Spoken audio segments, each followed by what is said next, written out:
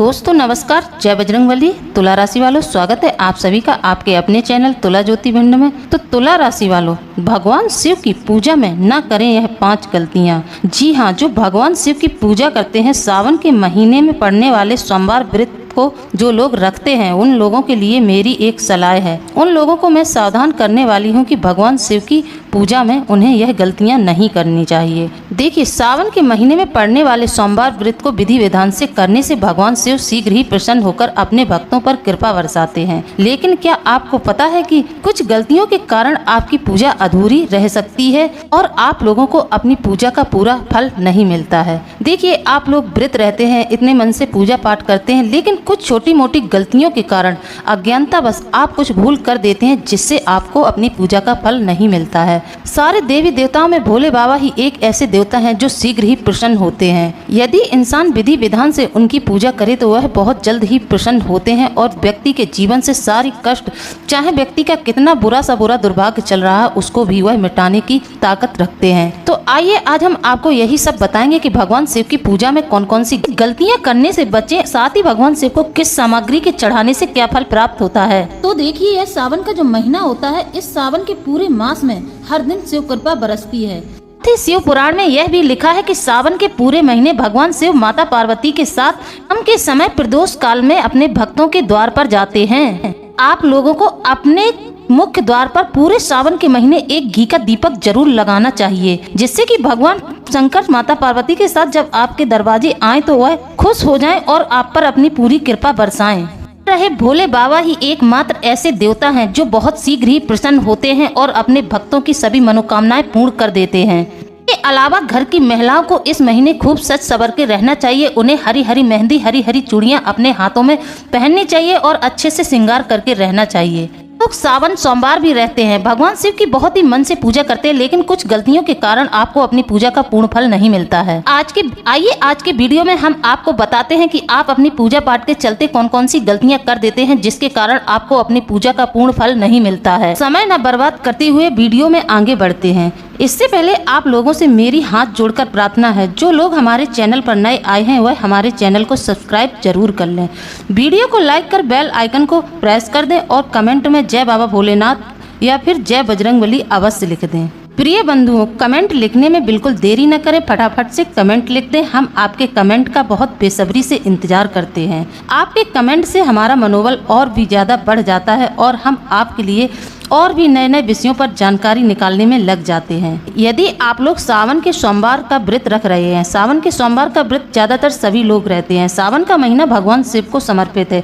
इस महीने में लोग यदि व्रत पूजन करते हैं तो उनकी कई प्रकार की मनोकामनाएं पूर्ण होती हैं। भगवान शिव का जो इस महीने में पूजन अर्चन करते हैं और पूरी भक्ति भाव से करते हैं, निष्ठा भाव से करते हैं, तो उनकी जो भी मनोकामना होती है भगवान शिव उनकी जरूर पूरी करते हैं। लेकिन कुछ गलतियां ऐसी कर देते हैं आप लोग, जिसके कारण आपको अपनी पूजा का पूर्ण फल नहीं मिलता है। तो उन्हीं विषयों पर आज हम आपसे चर्चा करने वाले हैं। तो प्लीज वीडियो में शुरू से लेकर अंत तक बने रहें, वीडियो को बीच में बिल्कुल न छोड़ें। ये शुरू से लेकर अंत तक देखना है। आज का वीडियो आपको उन गलतियों के बारे में बताएगा जो कि आप लोग कर देते हैं। तो यदि आप चाहते हैं कि इस सावन मास का आपको पूर्ण फल मिले, भगवान शिव की पूजा का आपको पूर्ण फल प्राप्त हो, आपकी सभी प्रकार की मनोकामनाएं पूरी हो, तो आज की वीडियो बिल्कुल भी अधूरा नहीं देखना है, ना ही इसको स्किप कर करके भगा कर देखना है। इसको पूरा देखना है और शुरू से लेकर अंत तक देखना है और शांत भाव से देखना है। चलिए वीडियो को शुरू करते हैं। पहली गलती तो आप लोग यह करते हैं कि भगवान शिव के शिवलिंग पर जो आप दूध चढ़ाते हैं, कई लोगों को मैंने अपनी आंखों से देखा है कि वह दूध को तांबे के लोटे में ले जाकर चढ़ाते हैं। यह बहुत बड़ी गलती है।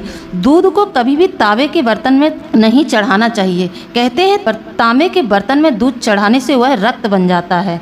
जब आप तांबे के बर्तन में, तांबे के लोटे में दूध डालकर चढ़ाते हैं तो वह भगवान शिव के ऊपर रक्त बन जाता है और रक्त चढ़ाने के समान हो जाता है। इससे भगवान शिव और भी ज़्यादा रूठ जाते हैं और आपसे बहुत ज़्यादा क्रोधित हो जाते हैं। इसलिए आपको अपनी पूजा का पूर्ण फल नहीं मिलता है। इसी के साथ आप पीतल के बर्तन का भी प्रयोग ना करें। पीतल के बर्तन से भी भगवान शिव को दूध न चढ़ाएं। भगवान शिव को दूध से अभिषेक कर रहे हैं तो आप किसी स्टील के बर्तन में दूध अलग लेकर जाएं, जल अलग लेकर जाएं। भगवान शिव की पूजा में चढ़ाए जाने वाले बेलपत्र को कभी भी सोमवार के दिन नहीं तोड़ना चाहिए, क्योंकि ऐसी आदत है कि उनके यहाँ बेलपत्र का पेड़ है तो वह डायरेक्ट सोमवार के दिन ही तोड़कर भगवान शिव को अर्पित कर देते हैं। यह सबसे बड़ी गलती है। शिव पुराण में इसके बारे में कहा गया है, सोमवार के दिन बेलपत्र तोड़कर शिवलिंग पर चढ़ाते हैं, उनके घर से लक्ष्मी रूठकर चली जाती है और उनके घर में दरिद्रता छा जाती है।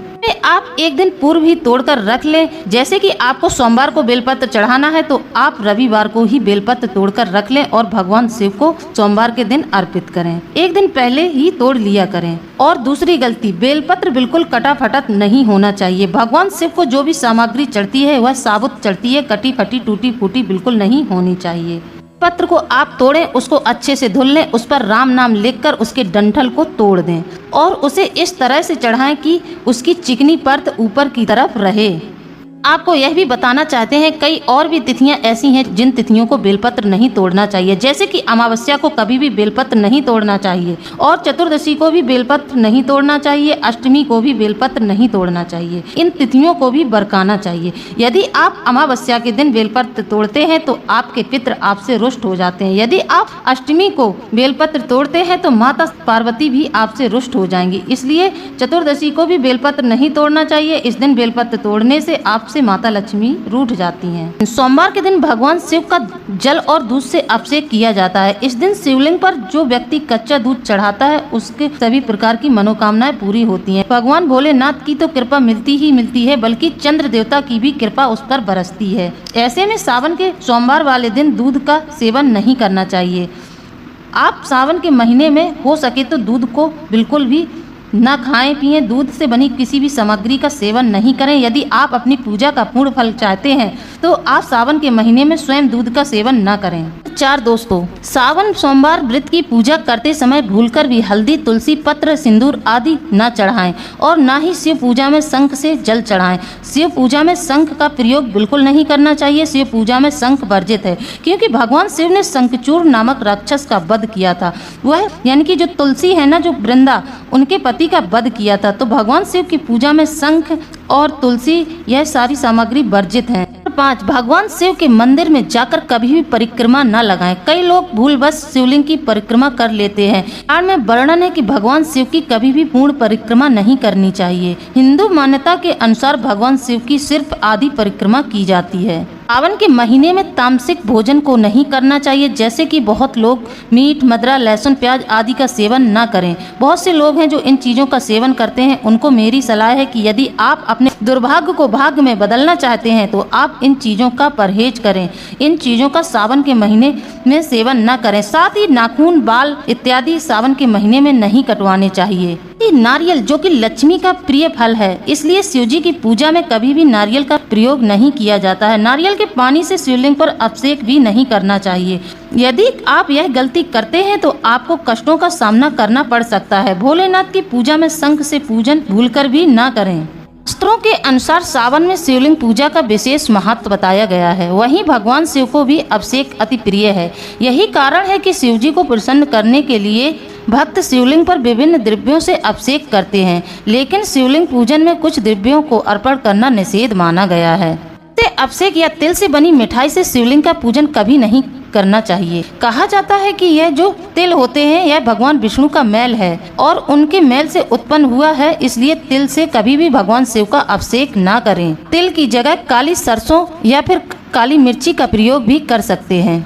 आपको कोई राहु जनित समस्या चल रही है, आपकी कुंडली में राहु खराब है, तो आप भगवान शिव को काली मिर्च से अभिषेक कर सकते हैं, लेकिन काले तिल का प्रयोग ना करें। नारियल जो कि लक्ष्मी का प्रिय फल है, इसलिए शिवजी की पूजा में नारियल का पूजन नहीं करते हैं। नारियल के पानी से शिवलिंग का अभिषेक भी नहीं किया जाता है। शंख और भोलेनाथ दोनों आपस में शत्रु हैं। शंखचूड़ नामक एक राक्षस हुआ जिसका भोलेनाथ ने किया था वध, इसलिए शिव पूजा में शंख निषेध माना गया है। के साथ साथ कुमकुम भी शिवजी को नहीं चढ़ाया जाता है, क्योंकि कुमकुम महिलाओं के श्रृंगार की वस्तु है और महिलाएं इसे अपनी ललाट व मांग में लगाती हैं। भोलेनाथ चूंकि बैरागी हैं, अतः इन्हें श्रृंगार सामग्री नहीं चढ़ानी चाहिए। सुने, कई लोग पंचामृत से भगवान शिव का अभिषेक करते हैं, पंचामृत भगवान शिव को चढ़ाते हैं। तो पंचामृत चढ़ाते समय कुछ सावधानी बरतें, वरना बन जाएगा यह विष दोष। नाथ पर जल, दूध, घी, शहद, गन्ने के रस के साथ साथ पंचामृत से भी अभिषेक किया जाता है, लेकिन पंचामृत बनाने में शुद्धता का विशेष ध्यान रखा जाना चाहिए। इसके अभाव में पंचामृत अशुद्ध माना जाता है और अशुद्धता विष समान होती है। अगर आप पंचामृत से अभिषेक करते हैं तो पंचामृत बनाने की सही विधि आपको पता होनी चाहिए। तो आइए हम आपको बताते हैं पंचामृत बनाने की सही विधि। तो सभी जानते हैं कि पंचामृत में दूध, दही, घी, शक्कर, शहद का मिश्रण होता है, लेकिन किस द्रव्य की कितनी मात्रा हो इसका ज्ञान सभी को नहीं होता है। पंचामृत बनाने के लिए आप जितना दूध लें उससे आधा दही जरूर लें। आपने 1 गिलास दूध लिया तो आपको आधा गिलास दही लेना चाहिए। आपने जैसे 1 गिलास दूध लिया, आधा गिलास आपने दही लिया, तो देखिए ठीक से समझें। जैसे कि आपने 1 लीटर दूध लिया, उसमें आपने आधा लीटर दही मिलाया। अब आपको शक्कर कितनी मिलानी है, उसमें आपको पाव भर शक्कर मिलानी है। यह हुआ सही मिश्रण। शहद का आधा करना है, यानी कि आपको 50 ग्राम उसमें घी मिलाना है।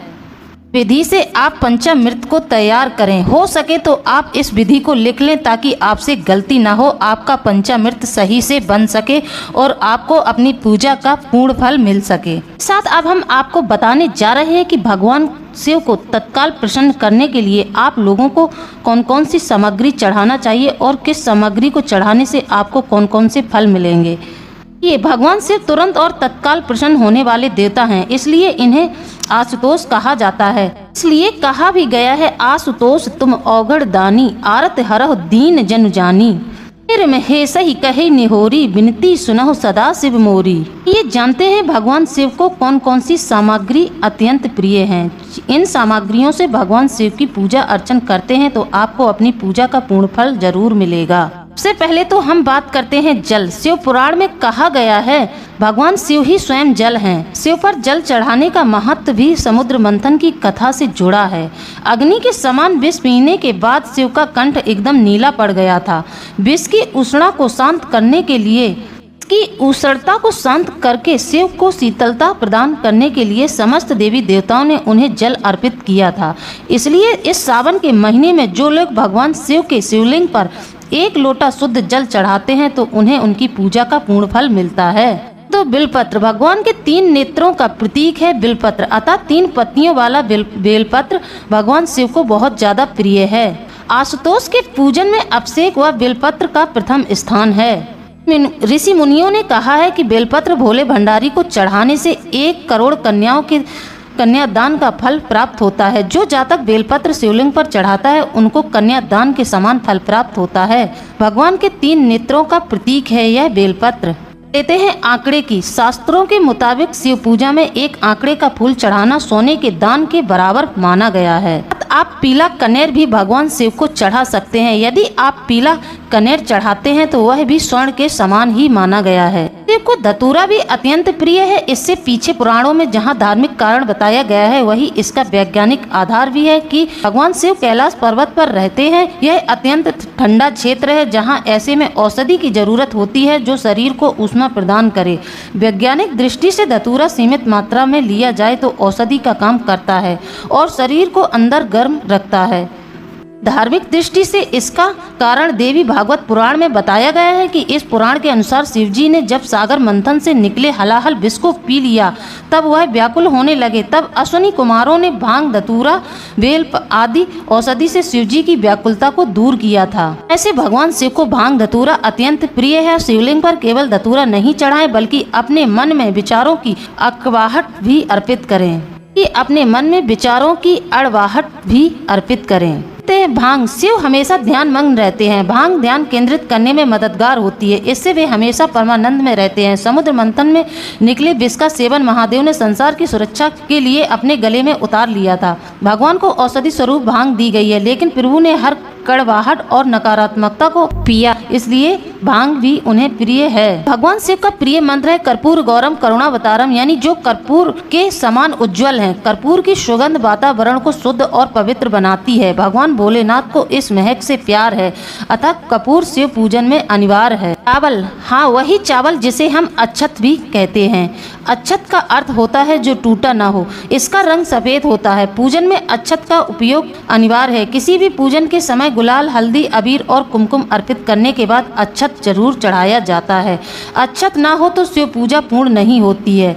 यहाँ तक कि पूजा में आवश्यक कोई सामग्री अनुपलब्ध हो तो उसके एवज में भी चावल चढ़ाए जाते हैं। भगवान शिव को चावल बहुत प्रिय है, इसीलिए भगवान शिव पर चावल जरूर चढ़ाना चाहिए। चावल चढ़ाते समय यह ध्यान रखें कि अक्षत बिल्कुल टूटा हुआ ना हो। साबुत अक्षत भगवान शिव को पूर्ण सामग्री ही चढ़ानी चाहिए। चंदन का संबंध शीतलता से है। भगवान शिव मस्तक पर चंदन का त्रिपुंड लगाते हैं। चंदन का प्रयोग अक्सर हवन में किया जाता है और इसकी खुशबू से वातावरण और खिल जाता है। यदि शिव जी को चंदन चढ़ाया जाए तो इससे समाज में मान सम्मान यश बढ़ता है। भगवान शिव को भस्म भी बहुत प्रिय है। भगवान शिव को भस्म जरूर चढ़ानी चाहिए। व्यक्ति की जली हुई चिता में खो जाना। शिव को रुद्राक्ष भी अत्यंत प्रिय है। भगवान शिव को रुद्राक्ष जरूर चढ़ाना चाहिए। के बारे में मान्यता है कि उनके नेत्र से जल के बिंदु पृथ्वी पर गिरे, उसी से रुद्राक्ष के वृक्ष उत्पन्न हुए। वे शिव इच्छा से भक्तों के हित के लिए समग्र देश में फैल गए। उन वृक्षों पर जो फल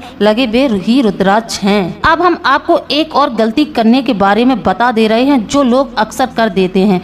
आप भगवान शिव को अगर कोई सामग्री चढ़ा रहे हैं तो उस सामग्री को भगवान शिव के शिवलिंग से टच कर दिया तो फिर वह टच किया हुआ प्रसाद खाने योग्य नहीं रहता है, वह भूत प्रेतों का आहार बन जाता है। तो आप कभी भी भगवान शिव का प्रसाद उन पर चढ़ाया हुआ न खाएं।